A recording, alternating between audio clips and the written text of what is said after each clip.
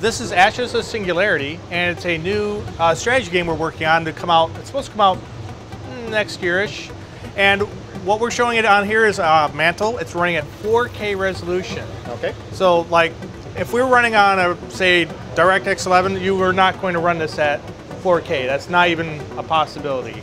So thanks to Mantle and as well as DirectX 12, we can now do things that just weren't possible previously. You have a genuinely spectacular level of complexity going on here. You have thousands? Thousands, several thousand units are being displayed simultaneously on a screen. And one of the most important things about this is really using the hardware to full effect, yeah? We have a dual GPU setup and an 8-core CPU running flat out?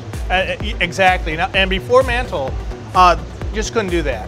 Even if your GPU could do amazing things, we just couldn't feed it fast enough because our input to the GPU would be serialized. So there was basically a traffic cop between the CPU and the GPU. But now, every single core of your CPU is getting fully utilized. There's a number of really interesting things, especially from a technical point of view. First of all, besides the fact that there are thousands of units and every single shot, every single explosion is its own light source, the terrain itself... Wait a minute. No current graphics system can handle more than 8 lights, can it?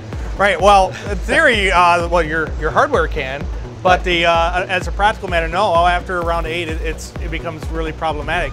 But here, thanks to Mantle, as well as you can do this on DirectX 12 or on Vulkan, every single shot is casting light. All right, we're really excited to show off this game. This gets back to the bread and butter of what PC strategy games used to be like many years ago. And what we have built here is a game where we can put you in an entire war rather than just a single battle. Unlike a lot of games in previous generation, we were really limited by the technology. We couldn't offer a huge number of units for someone to control.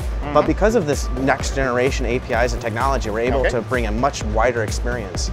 So this is running right now on Mantle, and you guys have been collaborating really close with Microsoft about getting DX12 up and running and looking great here. People have to understand that it's a lot of times what happens in a game like this, and if you've played any RTS, you'll notice that sometimes the frame rate is, most of the time frame rate's fine, but because the player can do whatever they want, we can get these peak situations, because if you see here, there's this massive battle going on because that's what the player wanted to do.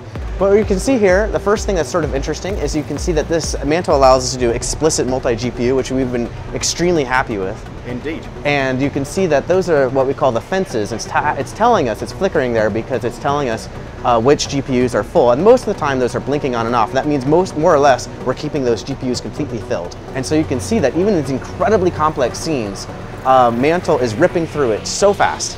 Here you're losing just 3 milliseconds or so per frame? Yes, only 3 milliseconds is being spent inside the driver stack.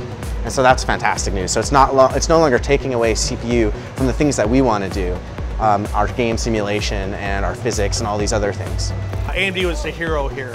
AMD really led the way. We were being very much limited in the games we could do. That one core talking to the GPU is not acceptable. We have multi-core CPUs, and we should be able to make the most out of that. And now, thanks to Mantle and DirectX 12 and Vulkan, we're going to see completely new classes of games that we can't even imagine yet. We're supposed to go into beta this summer, and but we're announcing today, so it's on ashesgame.com.